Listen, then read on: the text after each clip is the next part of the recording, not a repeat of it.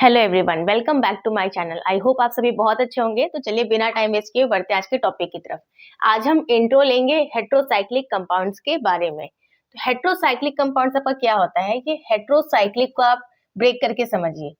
ये है क्या आपका हेट्रो प्लस साइक्लिक। हेट्रो का मतलब होता है डिफरेंट और साइक्लिक मीन्स जो आपका साइक्लिक स्ट्रक्चर होता है वो। ठीक है, अब इसको एग्जांपल से समझिए।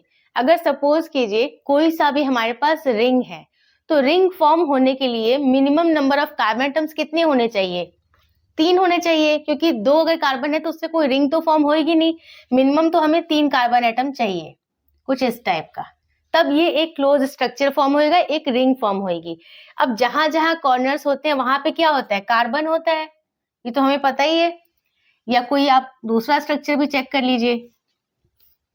अब जहां जहां कॉर्नर्स है वहां पे हमारे कार्बन है। ठीक, ये सिंपली एक साइक्लिक स्ट्रक्चर है। बट हेट्रोसाइक्लिक क्या है कि यहाँ पर जैसे 3 कार्बन एटम है, यहाँ पर कोई डिफरेंट ग्रुप आ जाए। सपोज कीजिए यहाँ पर नाइट्रोजन आ जाए, कोई डिफरेंट एटम आ जाए, तो ये क्या हो जाएगा? ये हेट्रो हो जाएगा। Hetero means different. जैसे यहाँ सारे सारे जगह पे क्या है? कॉर्नर्स पे कार्बन है और कोई एक आपको सपोज कीजिए यहाँ ऑक्सीजन लग जाए या यहाँ पे सल्फर आ जाए। ठीक है, तो क्या हो जाएगा? ये हो जाएगा हेट्रो कंपाउंड। या सपोज कीजिए कोई ऐसा स्ट्रक्चर आपको दे रखा है, ठीक है, और यहाँ पर क्या हो जाए? ऑक्सीजन आ जाए। ठीक है, अब यहाँ सारी जगह क्या है? आपका कार्बन है और एक यहाँ पर ऑक्सीजन है, तो ये हेट्रो स्ट्रक्चर है, हेट्रो कंपाउंड है आपका। अब इस हेट्रोसाइक्लिक कंपाउंड के अंदर आते कई सारे हैं, बट जो सबसे इंपॉर्टेंट होता है, जो आपके काम का है, वो क्या है? Oxygen, sulphur, nitrogen and phosphorus. ठीक है, इन चारों के बारे में आपको पढ़ना होता है। अब इन सब के लिए जो हमारा प्रीफिक्स यूज होता है वो क्या होता है वो देखिए। ऑक्सीजन के जो प्रीफिक्स यूज होता है इसमें हेट्रोसाइक्लिक के लिए वो होता है ऑक्सा, सल्फर के लिए थाया, नाइट्रोजन के लिए एजा एंड फॉस्फोरस के लिए फॉस्फा। प्रीफिक्स तो आप सबको पता होगा। प्रीफिक्स क्या होता है? जो पहले लगता है किसी भी वर्ड में, और सफिक्स क्या होता है? जो बाद में आकर जुड़ता है। तो सफिक्स हमने ऑलरेडी काफी सारे पढ़े हुए हैं। अब प्रीफिक्स इसमें जो डिफरेंट डिफरेंट ऐड हो रहे होते हैं वो हम जान लेते हैं, जो हमारे लिए बिल्कुल नया है अभी। ऑक्सीजन के लिए ऑक्सा प्रीफिक्स यूज होएगा, सल्फर के लिए थाया, नाइट्रोजन के लिए एजा एंड फॉस्फोरस के लिए फॉस्फा। ठीक है, अब हम थोड़ा सा चार्ट बना करके इसको समझने की कोशिश करते हैं कि ये हेट्रोसाइक्लिक कंपाउंड्स कैसे बनता है। अगर सपोज कीजिए इसके लिए आपको जब नोमेनक्लेचर लिखने के लिए आता है तो कैसे होता है? पहले नोमेनक्लेचर में हम क्या करते थे? सिंपली नोमेनक्लेचर लिखने के लिए लास्ट में हम सेकेंडरी सफिक्स ऐड करते थे। बट इसमें क्या होता है? प्रीफिक्स को भी ऐड करना होता है प्लस सफिक्स को भी ऐड करना होता है। इन दोनों को जब आप ऐड करते हो तब जाके आप आईयूपीएसी नोमेनक्लेचर लिख पाते हो हेट्रोसाइक्लिक कंपाउंड के लिए। हेट्रोसाइक्लिक कंपाउंड का आईयूपीएसी तब लिखोगे जब प्रीफिक्स भी ऐड हो और सफिक्स भी ऐड हो। तो प्रीफिक्स हमने देख लिया, सफिक्स हम देख लेते हैं कि क्या क्या होंगे इसके अंदर। इसमें कोई डाउट तो नहीं आ रहा कि क्या है ये हेट्रोसाइक्लिक? जब भी कोई डिफरेंट एटम आकर जुड़ रहा है, जैसे ऑक्सीजन, सल्फर, नाइट्रोजन या फॉस्फोरस, तब क्या बना रहा है? हेट्रोसाइक्लिक कंपाउंड बना रहा है। अब सपोज कीजिए इस टाइप का हमें चार्ट बनाकर समझना है।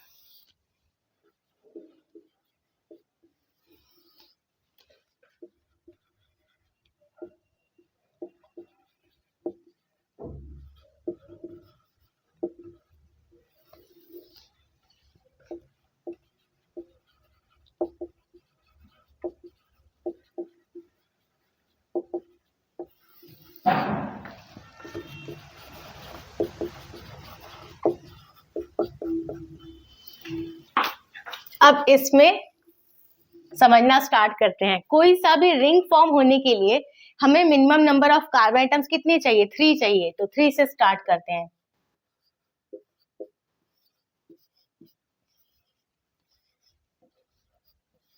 ठीक है, अब रूट जो है इसको ही आपको याद रखना है कि रूट कौन कौन से ऐड हो रहे हैं। इन्हीं रूट को याद करके आप इनके सैचुरेटेड सफिक्स, अनसैचुरेटेड सफिक्स ये सब बना सकते हो। और ये क्या है, सैचुरेटेड प्लस नाइट्रोजन, ये एक एक्सेप्शनल केस के अंदर में आता है। ठीक है, तो सबसे पहले समझना स्टार्ट करते हैं।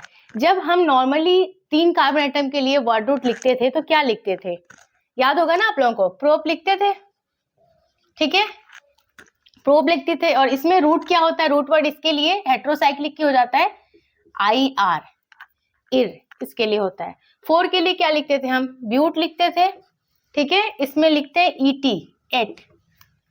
5 के लिए क्या लिखते थे, पेंट लिखते थे हम, इसमें हो जाता है OL, ऑल।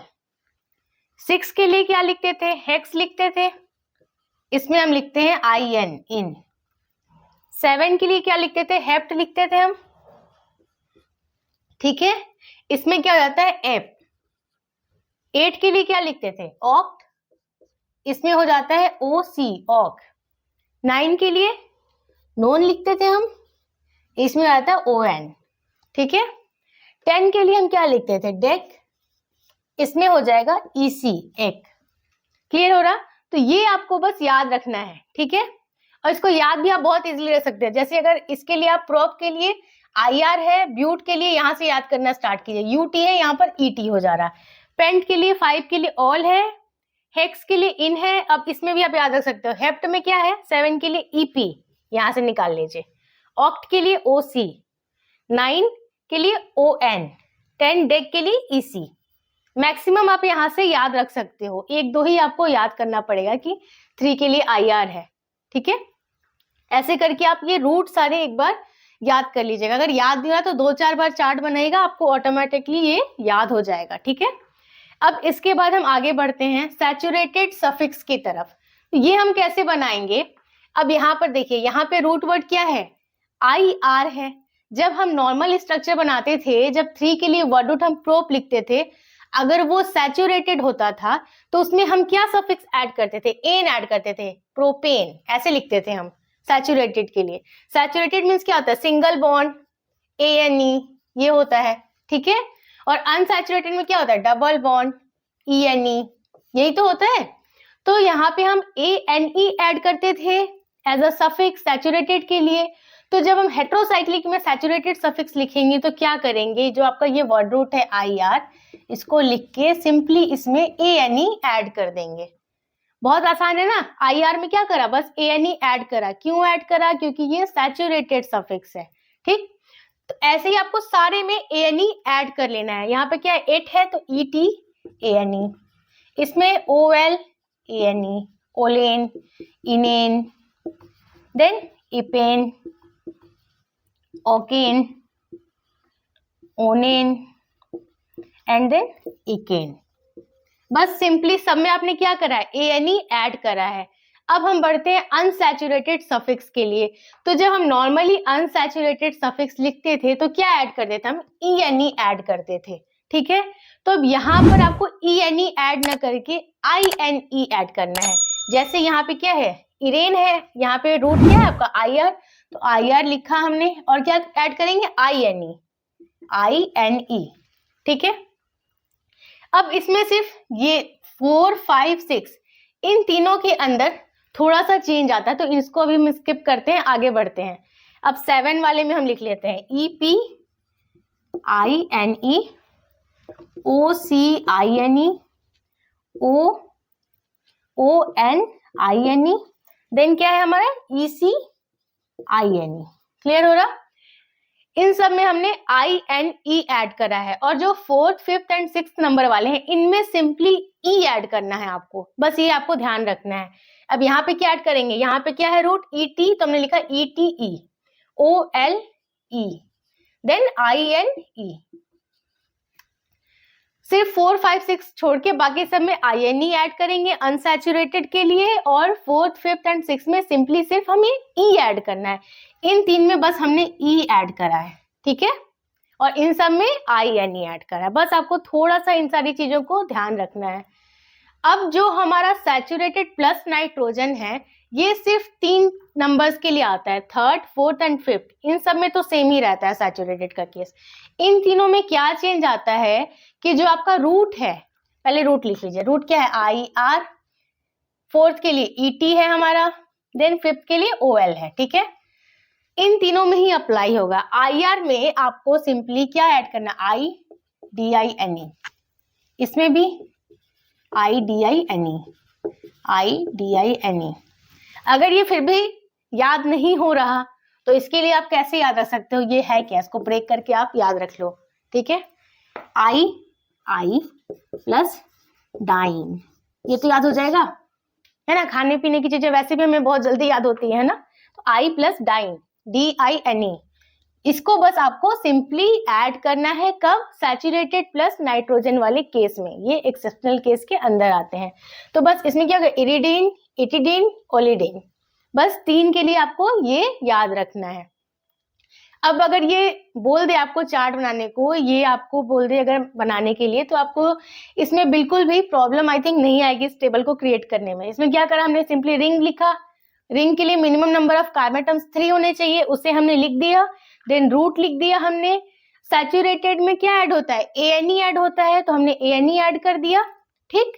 सिर्फ फोर्थ, फिफ्थ एंड सिक्स में क्या, इसमें तो सारे में एएनई ऐड होगा, फोर्थ, फिफ्थ, सिक्स में अगर अनसैचुरेटेड की बात करें तो यहाँ पर बस आपको ध्यान रखना कि ई ऐड होगा, और बाकी सारे में आई एन ई ऐड होगा अनसैचुरेटेड में।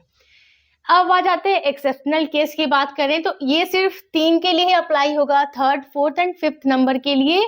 उसमें भी आपको याद करने का ट्रिक मैंने बता दिया, क्या है, आई डाइन, आई डाइन, आई डाइन से आप याद रख सकते हो कि इसमें क्या ऐड करना है, आई आर, उसके बाद I D I N E, I dine, सब में लिखते जाओ, तो ये आपका बन जाएगा सैचुरेटेड प्लस नाइट्रोजन का केस। तो ये आज सिंपली आपने इंट्रो ले लिया है कि व्हाट इज हेट्रोसाइक्लिक कंपाउंड्स, ठीक है। तो हेट्रोसाइक्लिक कंपाउंड आपका क्या होता है वो आपने आज देख लिया है, इसका इंट्रो आपने ले लिया है। अब नेक्स्ट टॉपिक में आप इसके लिए कैसे आईयूपीएसी नेमिंग करते हो हेट्रोसाइक्लिक कंपाउंड्स के लिए, वो आप इसके आगे वीडियोस में सीखेंगे। अगर आपको ये रूट वर्ड याद हो गए हैं, ठीक है, आपको ये सारे रूट वर्ड याद हो गए हैं, प्रीफिक्स आपको मैंने बता दिया, ऑक्सीजन के लिए, सल्फर के लिए, नाइट्रोजन के लिए, फॉस्फोरस के लिए प्रीफिक्स आपको पता है और सफिक्स भी आपको अब पता है, ठीक है। तो आप इजीली आईयूपीएसी नेमिंग कर सकते हो, ठीक है। आई होप आज का वीडियो आपको पसंद आया होगा। वीडियो पसंद आया तो इसे लाइक कर दीजिए, और अगर इस वीडियो से रिलेटेड कोई डाउट आ रहा है तो प्लीज मुझे कमेंट सेक्शन में पूछ लीजिएगा।